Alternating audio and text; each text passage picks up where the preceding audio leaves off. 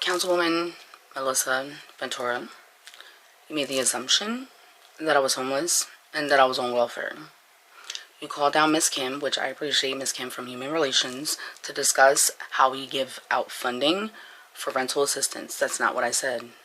Let's go back into so you can hear what I said. Council members and neighbors, I'd like to share a few comments and concerns about the 2006 budget.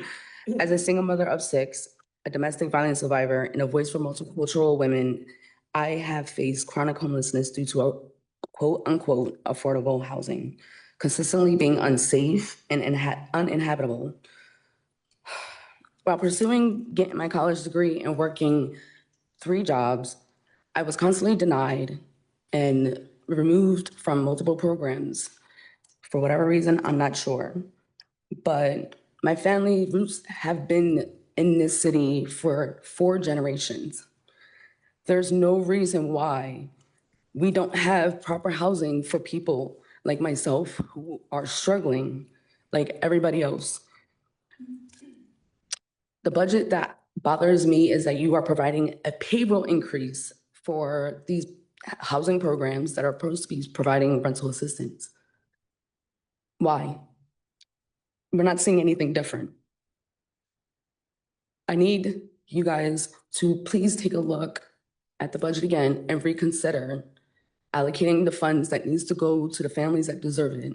Do you understand? Ma'am, and that's me being respectful. Nowhere did I say anything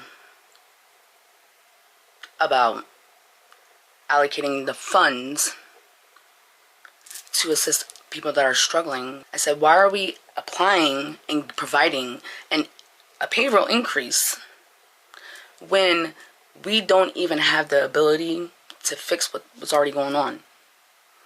How is it okay for people to receive a higher salary, but there's still people in the streets sleeping outside, like my children had to do when my building got condemned? Even though it was already fixed up, even though it was already inspected 2 weeks prior and it got approved and passed, and then the whole side of the building collapsed. That's what I'm talking about. Allocate the funds to help assist people within the city that are already struggling with slumlords. I wasn't talking about me. I was just sharing my story. You wanted to be disrespectful and thought you was going to do a little show. Melissa? Hey, Kim, thank you for being here this evening.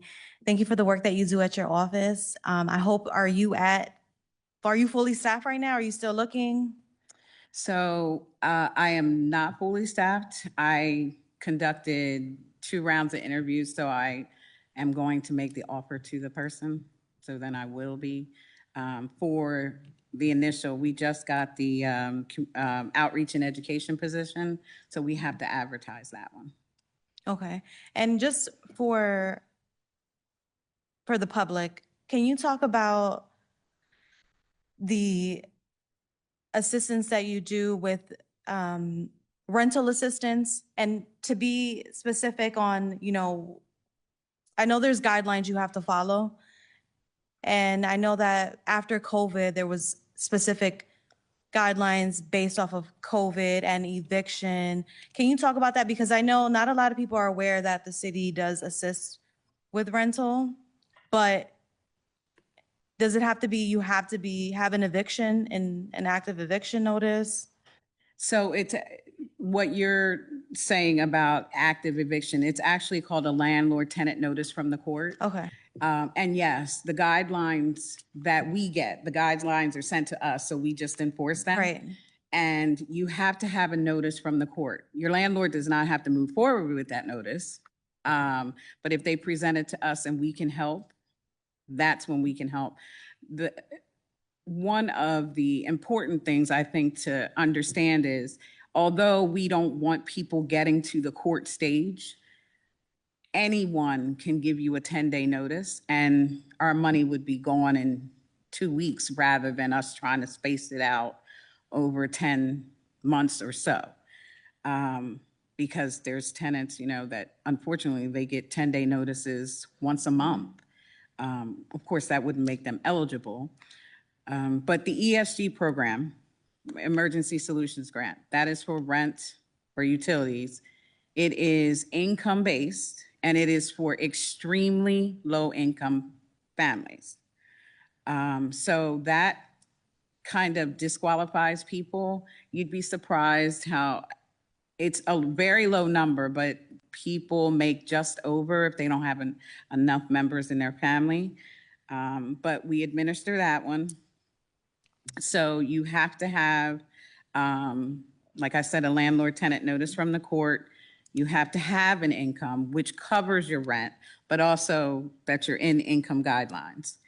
And you have to have verifiable employment, like we have to be able to see a note, pay stub or something of that nature. And like you have to provide documentation like birth certificates, socials, that kind of thing. It's required under the federal guidelines. That is for regular ESG. The money that you were speaking of is called CDBG CV. We just call it COVID money. So that was easier for people to utilize and to prove when there was a more active eye on COVID. If you know anything about the new protocols, like people hardly get documents that say they actually have it. And for this particular program, we have to see some actual proof. We can't just say, oh, they had it and not have actual proof. So it is much harder to get that documentation nowadays. You know, people have home tests anymore. And so it's a line that we have to try to, you know, get people as much help as possible, but at the same time, abide by the guidelines. So the money we had way more money last year than we do this year. And it will end in July of 2026. So we still have a little bit of that money left to administer. I actually just was in Judge Butler's court for the prevention project today, and I got a client from her court because she did meet the qualifications. So it was easier before, but we still try to actively help as many people as possible. You did, thank you. And I just wanted that to be clear for any misunderstandings out there on how the city helps with those that need utility or rental assistance and how we follow guidelines that are provided to us from the state, right? The state and the federal government. And the federal government. Yeah, we don't have the option of not following the guidelines. You don't have the balls to do anything or say anything to my face. You need an audience. I don't need an audience. I just need a councilwoman or a man to do their job instead of trying to use this as a popularity contest. This is not cute. It's not cute at all.